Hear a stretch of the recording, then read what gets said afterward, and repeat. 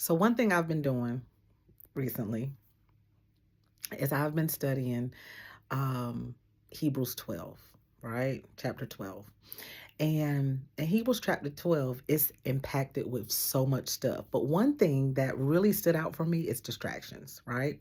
So, God already told us that distractions are coming. So we don't need to think it's strange that we're not going to have distractions. But he says, lay aside every weight. We can't be focused on the distraction. We have to focus on our target. We must be so, as followers of Christ, we must be so intentional about being focused on what our goal is, what we're running towards.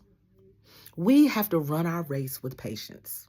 That's what chapter 12 of Hebrews is talking about. Running this race, your individual race, with patience.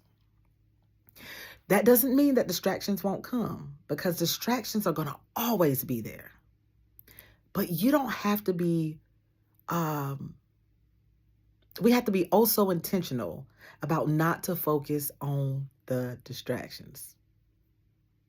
Like, it really shook me when it like jumped out at me like, this is a distraction. And we need to recognize when we see distractions. We need to recognize that when something is trying to throw us off course as followers of Christ. We need to recognize when something is trying to easily beset us, and we have to say, this that don't belong to me. That's not of God.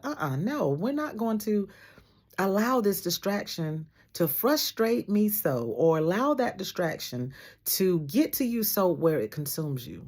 Absolutely not. Move out the way, distraction. I knew you was coming because my father told me that you were coming. My father told me that you were going to be there. But I don't have to entertain your distraction. I don't have to entertain that. So lay aside every weight. Yes, the distractions are coming. Let them come. But we don't have to be bogged down with these distractions. We don't have to focus on the distraction.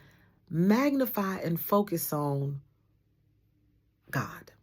Magnify and focus on what we are so intentional about, our end goal. Magnify and focus on his goodness, his grace, his mercy, his love, his kindness, his never-ending well that never runs dry. Focus on him. Everything that he's spoken, everything he said about you.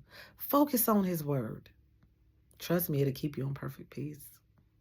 That's what I got for today's seed, guys. Until we meet again, I love y'all. Y'all continue to have an amazing day.